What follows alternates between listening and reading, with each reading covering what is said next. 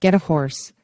What crypto can learn from early automakers' struggle for acceptance. Automotive pioneers were surrounded by fraudsters, hated by banks, and attacked by trolls. Sound familiar? A fascinating time capsule came across my desktop this week. Originally published in 1930, this Saturday Evening Post essay by automotive pioneer Alexander Winton recounts his early efforts, beginning in the 1,880 seconds, to convince the public that the horseless carriage was the future. Winton was a Columbus, Ohio-based bicycle manufacturer who turned to developing cars, and by 1898 completed one of the first commercial sales of an automobile in the United States. That vehicle is now in the collection of the Smithsonian Institution. This is an excerpt from the Node newsletter, a daily roundup of the most pivotal crypto news on CoinDesk and beyond. You can subscribe to get the full newsletter here. Winton's story is fascinating in itself, and also offers broader insights into how new technologies develop and spread. The parallels to challenges faced by crypto developers are particularly uncanny. Winton describes facing down endless mockery, fraudulent competitors, the hostility of banks, and a case of automotive patent trolling that calls to mind a particularly notorious crypto figure. These common threads between the development of the automobile and of cryptocurrency and blockchain technology aren't simply a cosmic coincidence. The same challenges have accompanied many modern innovations, thanks above all to the way capitalist investment and speculation shape human behavior. Dishonest practices did much harm when support was most needed. Most notable in Winton's account is the difficulty he found separating his real and ultimately very successful auto company from both competitors with flawed ideas and from outright frauds. The well-intentioned bad ideas for cars are fascinating to look back on. One early automaker built the literal mechanical horse, which rode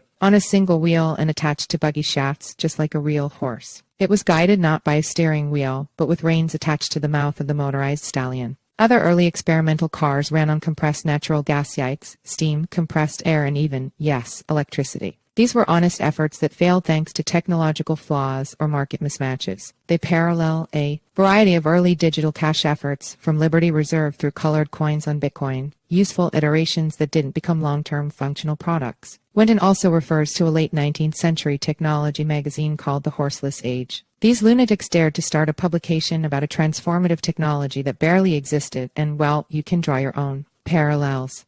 An even more intriguing and perhaps surprising parallel in Winton's account, though, is the huge threat that fraudulent operators pose to legitimate early auto manufacturers. In autos, as in crypto, this often took the form of investment fraud by fly-by-night operators who capitalized on a speculative frenzy to fleece the naive and unlucky. See also, it's not just fraud that chilled crypto. Regulation opinion, we had to fight the wildcat automobile companies on the outside. Winton wrote of those early days. It was difficult for the public to distinguish between the genuine and the ephemeral, and there are towns that can still in 1930 point to windowless factories that were built in the 1890s from the stock sold by glib promoters, but which never manufactured more than 2 or 3 cars. Winton claims that more than 500 automobile companies came in and went out in the early years of the industry. That incredible churn, too, sounds more than a little familiar. To indicate replacing the horse marked one as an imbecile. Aside from diverting investment capital from better projects, these frauds fed skepticism of the very idea of the automobile. Not unlike the way crypto critics will often point to PayPal or Venmo as perfectly acceptable digital payments tools. Pro tip: they're not. Automobile skeptics were just fine with existing transportation technology,